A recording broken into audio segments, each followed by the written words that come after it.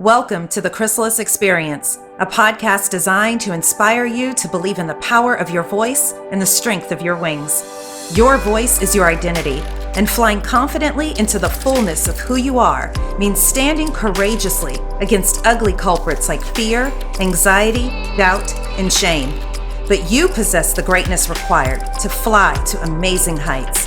Join me every Wednesday as I have impactful conversations featuring inspiring women designed to help you boldly, bravely, and confidently fly in your greatness so your unique voice can make a difference in this world. My name is Donloyn LeDuff Gadson. I am a Christ follower, author, artist, wife, and mother of 8. I will be your host as we share in this time of renewal and growth. You are a butterfly, and the chrysalis is your birthplace. It's time to believe in your voice. It's time to be transformed. It's time to mount up with wings like butterflies. It's time to take flight. Hello, butterflies, and welcome to episode 7 of the Chrysalis Experience. Let me ask you a question. Have you ever felt powerless, small, out of control, or trapped under the weight of your circumstances? If you have or are currently experiencing this, I want you to know you are not alone. Millions of women live with these debilitating emotions daily. But here's the thing, you do not have to feel this way. You have so much power inside of you. Joining me in the Chrysalis today is Tyesha Roman. Tyesha, also known as the Boss Lady, is a phenomenal woman, wife, mother, entrepreneur, author, and mindset coach. She coaches women from a place of fear, doubt, and procrastination to one of standing in their personal power. She has a no-nonsense, no-excuse attitude when it comes to overcoming obstacles and challenges, and has dedicated her life to coaching women on how to find their boss and live the life they deserve. But this boss attitude of hers did not come without pain and suffering, and she's going to share her story with us today. Please join us as we discuss silent power. Welcome, Tyesha. Thank you for joining us. Thank you for having me. Oh, yes. Yes, it is so awesome to have you. Thank you. So let's jump right in it for the people, because in preparation for our discussion, I really have come across a lot of we know that this feeling of powerlessness is a major thing for women. It has been, if you ask me, it is truly a pandemic. Yeah. And so I'm looking up information, and I came across this article that shared some really staggering statistics. And first of all, girls and women are actually the most educated people. When it comes to comparing men and women and boys and girls, girls are far more advanced than boys are academically and educationally. Yeah. But this article coming from a site called justactions.org, it says, despite rapid educational advances by girls, most of the world's poor and powerless are still female. And more than half, 53%, of the world's 2.7 billion women over age 15 are unemployed.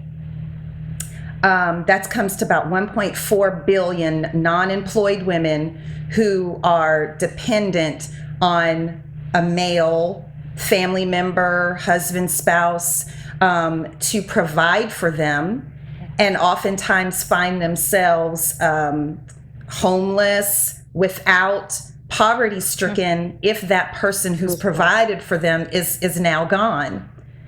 And obviously that's one cause of a lack of or a feeling of powerlessness in a lot of women. There are many causes, but I'm just reading also in the corporate world, women only lead 9 of the top 200 companies on Forbes Global 2000. That's only 4.5%. Yeah. Only 9 of those companies are led by women. And let's see, only 17 women currently elected to lead countries in the world today compared to 177 men. Not enough. Right. Not enough. So what is happening here? I truly believe that people need to tune into this conversation because I honestly feel as though God is raising up his women. Yeah, for sure. This is our time, and we have got to get down to the bottom of why do we feel so powerless? What is happening? Yeah. And what are your thoughts? That article just raised goosebumps on my arms because my heart goes out to us women who fight for our place. Like we're literally fighting for our place. And you know, where we're educating ourselves, we're putting ourselves in debt with student loans, like going for another degree. And I myself, as a woman with a business degree, who I had done nothing with the degree for so many years because I felt powerless. And I think as women, we tried our strength in, you know, knowing more to prove that we deserve to have that position. We know enough. We have some things in the bag to be there. And the only thing you need is power. And we don't have this power because of the pain that we've been through. The traumatic experiences that we've experienced through childhood are still not dealt with in many women. You know, it took me, I am going to be 41 next week, and it took me just up to a year ago to realize that I was still holding on to traumatic experiences from when I was 5 and 6 years old. But I had no idea. I mean, I went to college, I lived my life, you know, I did what I had to do, but I couldn't understand why I couldn't get to where I really wanted to. Dealt with a lot of, you know, having that male authority. That, again, it was an experience when I was 6 that said, don't you dare. And somehow that stayed in my body and in my cells, and I carried it through life, that don't you dare, from a male figure that had authority over me. And in that moment of don't you dare, what it was is don't you dare speak up. Don't you dare rise. Don't you dare make a decision that's going to get you hurt right now. And sometimes we don't, you know, years go by and we don't do any trauma healing. We don't do any work to find out what the root of the problem is. Like, why am I so afraid to build my business? Why don't I feel worthy enough to marry somebody who treats me with respect? Why do I keep going back to my old ways? Why don't I treat myself good enough and take care of my health? Why do I keep hurting myself? We haven't gone back to deal with the things that hurt us. So we just continue to take on these behaviors, and it's no longer needed from people on the outside. We do it ourselves. Absolutely. And you know, you hit on something key when you said you looked back and you remembered, and I read that in the book, where you remembered your father saying, don't you dare. And you know, that made me think about, and I think that what you really have said here is that women need to, in order to interrupt this now, because I don't care if you're 20, if you're 40, if you're 50, if you're 70, if you're 80, you can always tap into your power.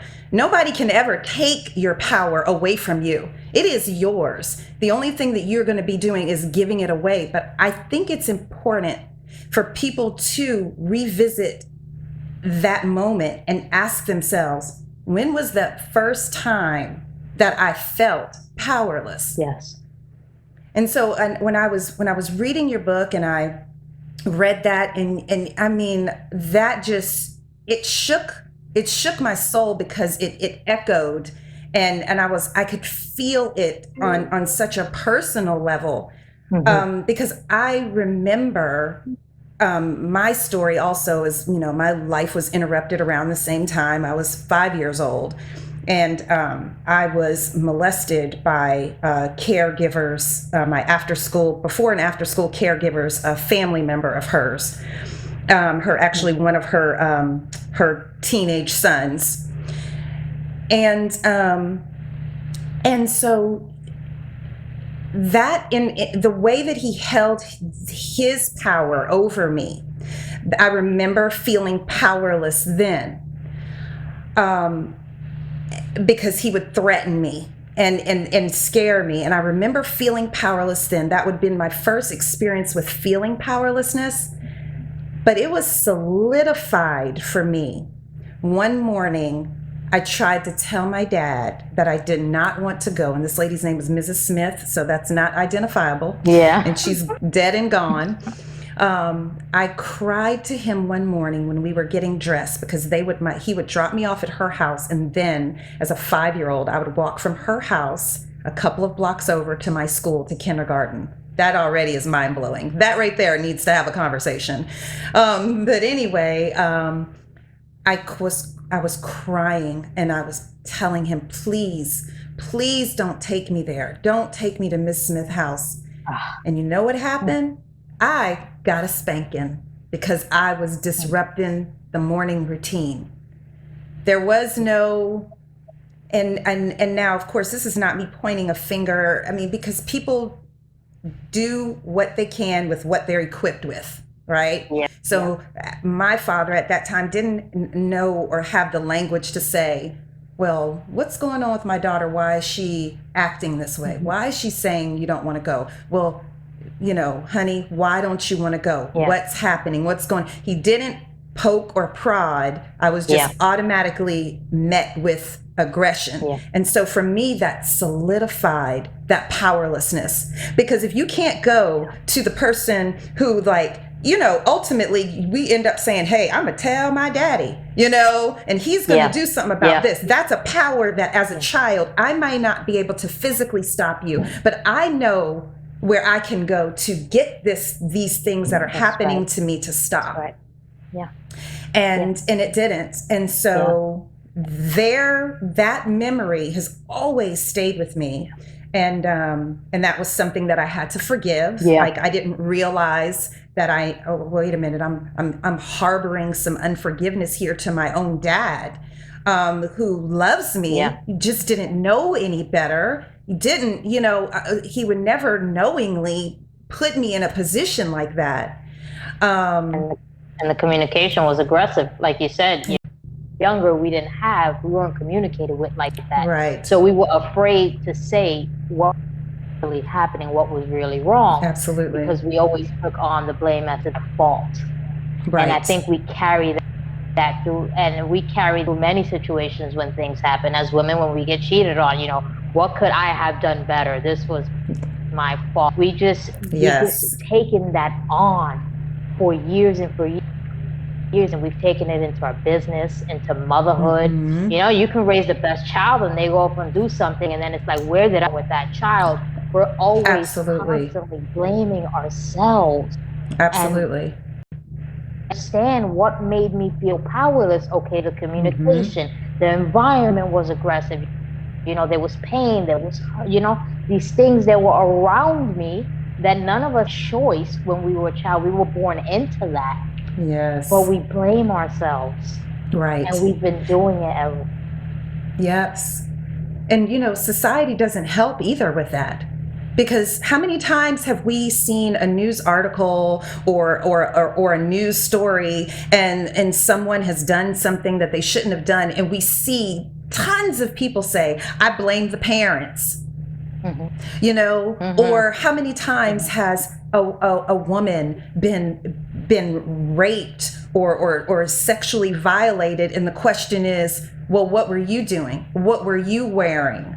Well, what time were you out? And what did you do to contribute to it? So society will place that blame square flat on you and say, deal with it. And now you're already struggling with how you're feeling, things that may have gone wrong with you personally. And now other people from the outside, here they come. Yeah. And those conversations are happening in the household too. Important. Us women, as when we grew up as young girls, it was always, what did you do wrong? Or she had to do something for that. And what we don't realize is that all those things were absorbed by us. We carry Right. those things year after year after year, whether we think so or not. But just through all the work that I've been doing and all the coaching, I realized that there's a lot of things that we not ours to hold on to anymore. We really have to go into our own lives and go back to those moments that hurt us. Where were we the most unhappiest? Was it childhood? Go in there for a little bit. Was it in that 5-year relationship? And then really analyze what that relationship did to you emotionally and physically.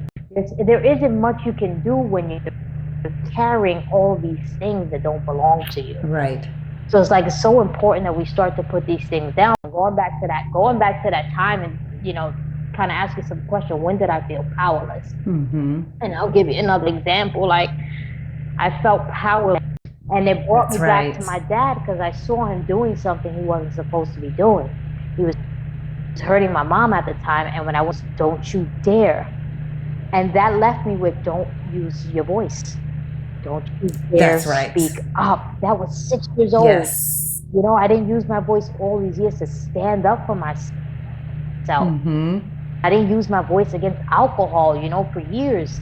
Like, I can't do this anymore. So when I finally tried to stand in my power, I realized I couldn't because I was struggling with some things. Right. And some of us are afraid to let those things go because they provide a certain comfort for us. We're used to it. It's given us something that we haven't found elsewhere. And for me, alcohol was that. You're getting some kind of identity there. And without it, it's like, who am I now? Right. I can't tell myself I'm great or I'm wonderful, I'm beautiful. It's like you need that something. And for me, it was alcohol, and I struggled with it for years. And I realized that when I tried to quit, it was extremely hard. I'd say, this weekend I'm not going to drink, and there goes Saturday and somebody's birthday, or there was and I poured the bottle. I'm going to go on a 7-day fast from alcohol, but I couldn't do it. Yes. It's like women losing weight. Like, you're like, why can't I do this? It's so hard. Right. And it's because that thing is a crutch. That thing debilitates you. That thing you're struggling with is the thing that's stealing your power. It was like that thing kept me down. Absolutely. That thing I ran to for comfort. Just like you said women, they were in this position where they're with someone that provides for them. As soon as you can start providing for yourself and you let that dependency go, you will see how much power you can stand in and what that power can do for you. Absolutely. And for anybody who may be listening to the podcast, like watching it on the YouTube channel, they might be noticing that you and I don't look like somebody's pansies. Because I'm willing to bet, like me, you've done your fair share of fighting and throwing down and like, oh, no, you're not. I want women to understand that just because you look like you're strong and have it together and that you're powerful and that you're feisty and you're a fighter doesn't mean that you are operating in your true power. It doesn't mean that you are operating in the fullness of who you are supposed to be. It doesn't mean that you're not struggling with feeling inadequate and not enough. Yeah, I love that. That toughness, that didn't give me what I wanted in life. It didn't fulfill me. It was kind of like an ego thing. It was kind of like to prove that I'm still on top or that when inside I'm weak as hell. And it's just a front. And I tell women all the time, like, that toughness is not what's going to get you where you want to be. Exactly. That toughness is just defending where you are right. That is all it's doing. Because when you grow, it's kind of like the toughness changes. It's no more this external toughness. It's no more of that. It's more of this silent power. It's more of this, you watch me do this thing that I want to do. And you just go off. You don't have to fight with nobody to do it. You don't have to prove to anybody. You don't have to beg for it. You just go off and do the things that you want to. Versus being tough and angry because really you can't do the things that you want to do. Right, absolutely. Well, since you mentioned it, then we'll just go ahead and let the people know. Silent Power. This is Tyesha's recent book. This was just released this year, right? In January? Yes. And it is a good one. I've got my notes and things like that marked in here. I would love it if I'm looking at a part that I have marked. I'm going to wait. Tell everybody, because you already said it a second ago, and it was like, yes, what is silent power? What is this silent power, and where does it come from? Silent power is resilience. It's resilience. It's this false attitude to just not stand down and to keep going. But it comes from a desire, a strong desire to no longer be where you want to be. It's a desire for more.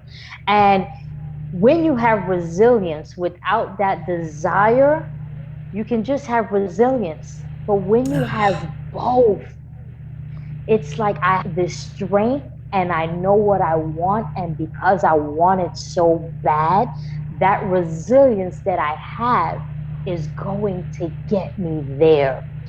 So a lot of women are like, I'm strong, I'm faithful, and I believe in God, and why can't I get that? I'm like, but do you really know what you want? Do you really, at the deep of your soul, know what you want? And it's okay if you don't, because at one point I didn't know.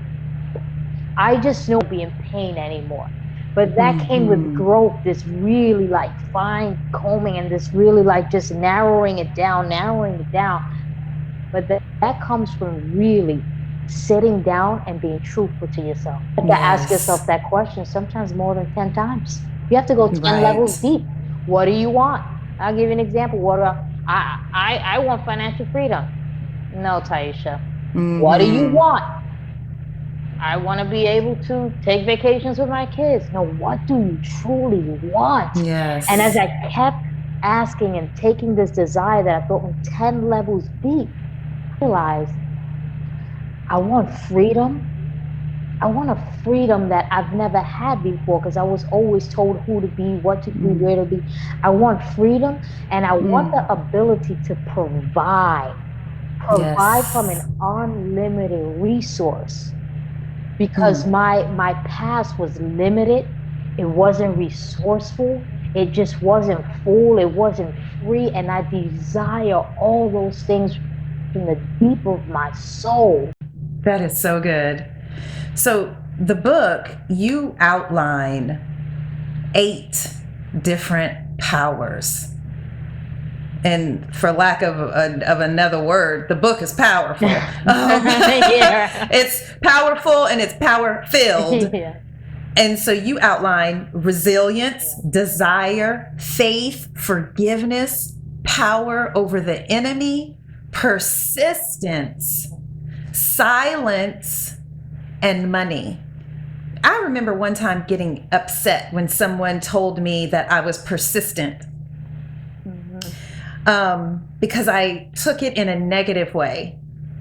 Because I had people use that term about me before in a negative way. Like you just press. You always press, and so I took that as a negative when someone told me I was persistent, until I thought about it, and I was like, yeah, I am persistent. You doggone straight, I persist. You know, I do. Yes. You ever hear, you just don't give up, don't you? Right. Yes. You're right. I don't give up. Oh my goodness. And I used to take those things because they were said in insulting, nasty, why don't you shut up and silence your voice types of ways. You know, and I mean, and that's why I do what I do. That's why everything I do, this whole podcast, everything, it's all about voice. It all comes down to, and not just sharing your voice audibly, but through everything that you do, even in silence. So you touch on in the book a lot of spending that time in silence, spending that time quietly, shutting out the noise so that you can get to those deep levels of yourself, so that you can get deeper with God and hear what he's saying to you, hear what your inner child, those old hurts and wounds, hear what they are saying, because you can't get to any of these places if you're not silent. Like you talked about forgiveness in the book. You can't, if you don't get quiet, you can't hear what it is that you even need to forgive, because sometimes we don't realize the things that we're holding on to. Oh yeah. Yeah. Silence is a beautiful power. And most of my past was not silent at all. I grew up in a home where there was drugs, there was music, there was party. It was almost like this you can't sleep type lifestyle. And it's draining, it's taxing. It robs you of creativity, it robs you of your thoughts.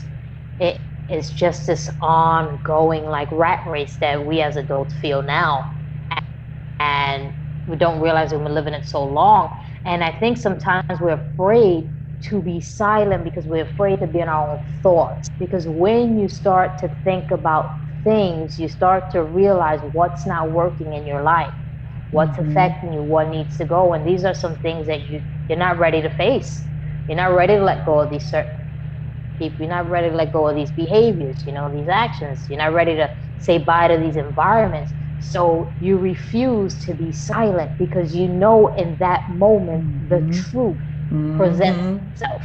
So people distract themselves, with alcohol, with music, going to the bars or gossiping. And in those silent moments, I got to realize that there were things that I had to really stop doing. And that was like, okay, you got to give social media a break right now. You have to stop, because it causes you to compare, it causes you to want things that are not in God's plans for you.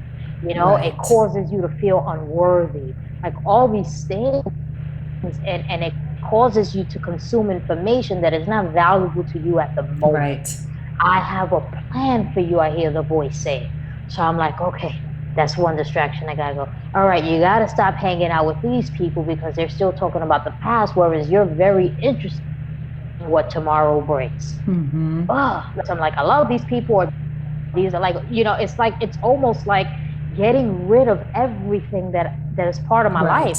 But when you're in that silence, it's like, it's a command and you better follow it. And I just started to break free from things. And when you sit in in truth, you just really start to understand that the ball's in your, like, this is your time now, baby. Absolutely. Like, I'm telling you, can hear now without the music on, without the drugs, without the parties, without social media. You can hear clearly now what's in your way, right? Remember, you were crying and praying for that. You wanted to know what's stopping you, what's in the way. You can hear it now, and it gets scary. Yes. So some of us will turn the radio back on. We'll log back into Facebook. It's kind of like we don't want the full time. Right. When you give yourself that full time in silence, you can really sit down and say, I see the things that are playing a bigger part of my life than I am. Absolutely.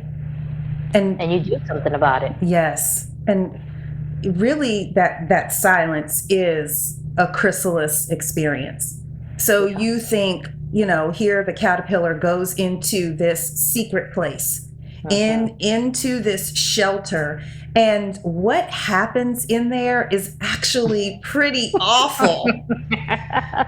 Because the poor little caterpillar is literally melted down into a soup, into a slurry. And every single thing that is not needed is pushed away. And all the components that are needed to are brought together, and a completely different creature is formed. Love that. And that's what happens Yeah. in the silence, in this silent power. When you get quiet and you tap in, that's what happens on this podcast. When you spend this time in the Chrysalis with us, that is what happens when you take your life seriously. Whatever change it is, whatever transformation it is that you need, we have to get quiet. We have to go into that space where nothing is interfering, no matter how horrific it looks, how scary it is, and no matter what happens to us to us there, we have to be confident and know and trust that on the other side of this, I'm going to be better. Yeah. And that time you struggle, you like you say, that time it's not easy, you know, and because you're dealing with judgments as well, like she's conceited now, or she thinks she's better, or she's drinking. I was worried. I said, I was the life of the party when I drank. I'm no longer going to drink. I'm not going to be fun. I'm going to be boring. Like, we really struggle in that moment with these thoughts that are like horrific. Right. People don't understand, and they may look from the outside like, oh, you look miserable, go have a drink, or you look miserable, go party. Get a temptation. So I learned to gain this strength and this power to where I knew that when I brought myself back into the world, I could stand for my own. I could say no, you know, and I could present myself for who I now am. Create those boundaries for myself. Yes. And limited the distractions. It was like I was able to, like you said, go shed the old. Some of us shed the old and then we throw ourselves back in there. And we bring it all back. It's like I had to shed the old, but I have to like rebuild before I open these doors back out to the world. Because out in the world, there's a lot of temptations. There's a lot of judgment and opinions. There's fears. So that's so important. So important. Absolutely. If you had one piece of advice for women who might be trying to start today to try to reclaim their power, what's like the one thing that they can, that like a jump off point or a starting point, aside from signing up with you and your coaching programs? What's something that they need to do today? Today. I think to first know, first and foremost, that they are worthy. I mean, this is a journey of your own. You'll have to find that worth. But I'm telling you right now that you're worthy. But I think you have to find out what is it that you want in life, and what is it that stops. Like what is in the way?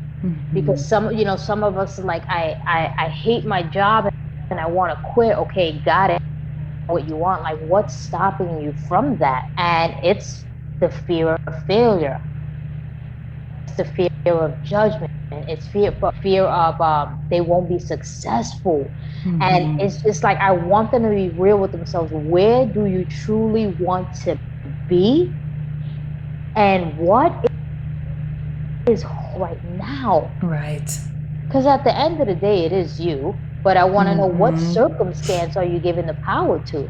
Right. Are you giving it to what you think your husband will say? Or are you giving it to what you're afraid to quit because you don't want to disappoint your boss? Like, what circumstance are you afraid to stand up to and say, I no longer am happy in this circumstance? Right. And for all of us, it's a different circumstance. And I think we got to be able to identify that circumstance, and head on and facing it. And what is it that you need to say? What is it that you need to do, that circumstance, and eventually just grow from it. But, stop backing up away from it and then being upset that things are not turning out the way you want them to be, that you're not where you want to be. It's up to you to stand in circumstance and make a decision, Right. Use your voice. Yes. Say something. Right. I've had women wanting to quit their jobs, or at least maybe want to work from home 2 days a week. I'm like, have you spoken to your boss? No. That's what you need to do. That's right. And you come to find some of these women have, like, oh, I'm working out 2 days a week. You used your voice. You stood up to the Mm-hmm. circumstance. It's improved. Now that it's improved and you got a little bit of what you want and you see how good that feels, now how can we get all of what you want? And then we Right. just go back and visit that circumstance. Right. And we stand in our Right. power again. That's right. It's like That, starting to change the rules of the listen, game. yes. Like, hold on a minute. Yes. These are some new rules I'm about to lay down. Yes. Let's have it happen this way. Yes. I love that. Yeah. Ty, where can these people find you and get locked in to you? And if they're looking to get on this journey and really literally create the boss life that they deserve, how can they find you and get in with this? What do you have? What offerings do you have that are happening now too? Yeah. Right now I have the spring session of The Boss Life, which is a 6-week course to help women in their mindset, spiritual, finances, emotions, and business, to help them really take off in their lives and stand in their power. That session is opening in April, but we're doing registration now. So you can find that at TyeshaRoman.com. It's a powerful course. I'm ending our session in about a week, and these women have amazed me. So this is something that you're looking for. And what I love about it is just not addressing one area of your life. You know, women need the whole, they need it all. Mm-hmm. They need it all. So at TyeshaRoman.com, you can find that. Email me there as well. Contact, let's connect, and let's talk. All right. Yeah. Awesome. Ty, thank you so much for spending this time with me today. It was awesome. Yes. And you guys, do not forget her book, Silent Power. You can find it on her website. Yep. As TyeshaRoman.com, as well as on Amazon. Yep. And it's amazing. And you are awesome, boss lady. I love you. Thank you so much. I love you too. God bless you. God bless you. Thank you, butterflies, for having me. Yes. Thank you for joining me for this week's episode of the Chrysalis Experience. If you know an inspirational woman whose life or experiences carry a powerful message of voice, then email me at Donloyn@Donloyn.com. I'd love to invite her to the conversation. Also, visit my website at Donloyn.com. That's DONLOYN.com. There, you'll find links to subscribe so you'll never miss an episode. Also, check me out on Facebook and Instagram, and be sure to subscribe to my YouTube channel at LeDuff Gadson. Until next time, remember, your voice is powerful. Be transformed, emerge, and take flight.